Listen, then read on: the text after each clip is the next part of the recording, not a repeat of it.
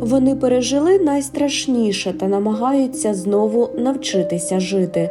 Вони шукають не лише підтримки, а короткої паузи від болю, який неможливо залишити позаду.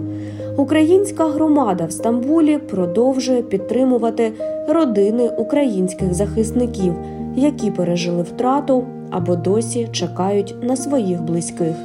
Ці зустрічі – не просто дипломатичні чи інформаційні візити, а спроба дати людям простір для відновлення. Це була перша програма, коли мої гості приїхали не, скажімо так, з не адвокаційним туром, а саме, знаєте, на відпочинок. І, звісно, програма була трошечки інша, ніж зазвичай буває. Ми з дівчатами були в Патріархії, і на островах трохи нам зробили невеличку таку екскурсію. І в парку Еміргян, там, де оці тюльпани, які всім дуже подобаються. Такий невеличкий тур для дівчат. Насправді це дуже складно. Я можу казати, що це було навіть складніше, ніж зазвичай, через те, що, знаєте, як я кажу, до нас сюди приїздять люди за надією. А ці дівчата приїхали навчитися жити без надії, і це насправді дуже складно. Такі поїздки мають різну мету – від відпочинку до боротьби за правду. Для родин полонених або зниклих безвісти ключовим залишається інше – бути почутими. Кожна зустріч із представниками влади чи міжнародних структур – це шанс нагадати про тих, кого не можна забувати. В цих зустрічах для них дуже важливо нагадати, що їхні чоловіки існують, що вони є, що їм потрібна наша допомога, їм потрібен розголос.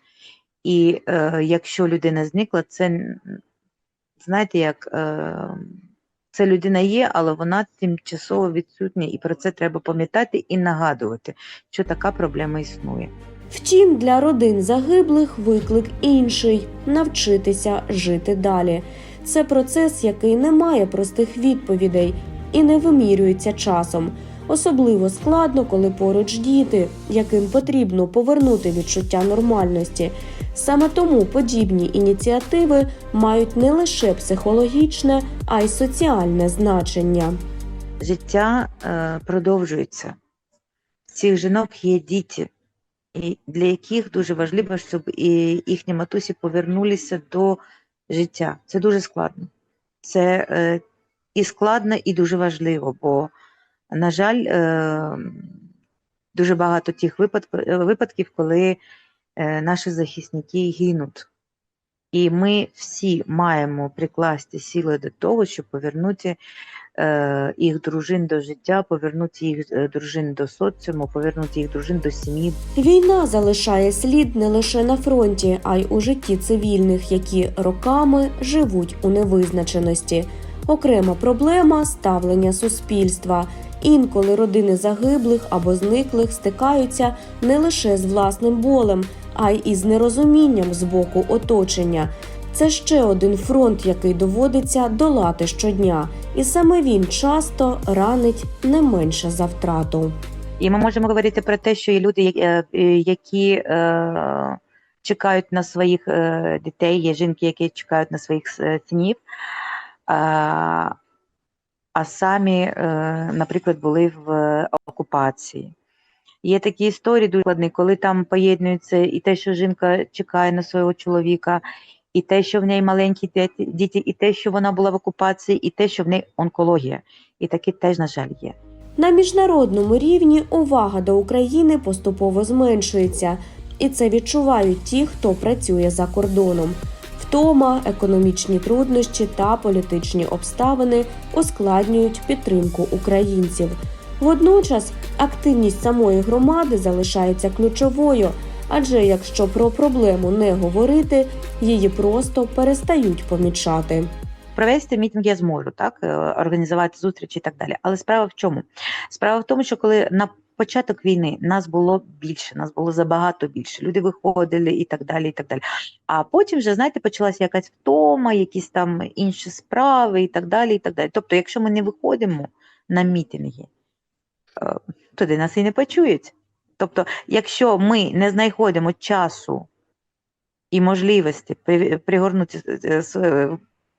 приділити увагу до того, що відбувається в нас в країні, то ми не маємо жодного морального права вимагати це від інших, від громадян інших країн. І насправді, ви знаєте, ну, наприклад, в Туреччині складно, тому що політичне питання вони, ну, намагаються якось, знаєте, таким лагідним шляхом, щоб воно все виходило. А воно лагідним шляхом не виходить.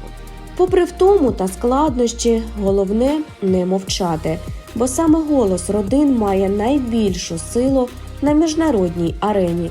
І поки цей голос звучить, залишається шанс на справедливість, пам'ять і підтримку. Як не було б складно, жити варто.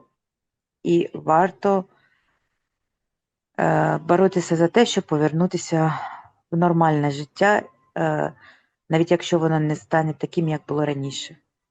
Щодо тих, кого близькі або в полоні, або незаконно засуджені, або зникли безвісті, борітеся.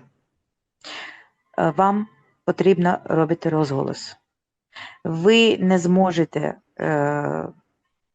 допомогти своїм близьким без розголосу на міжнародній арені. І це те, що маєте робити саме ви. Ми, як українці за кордоном, обов'язково будемо вам допомагати. Але треба, щоб за кордоном бачили саме вас. Бачили ваші очі, чули ваші слова. Не наші, а ваші.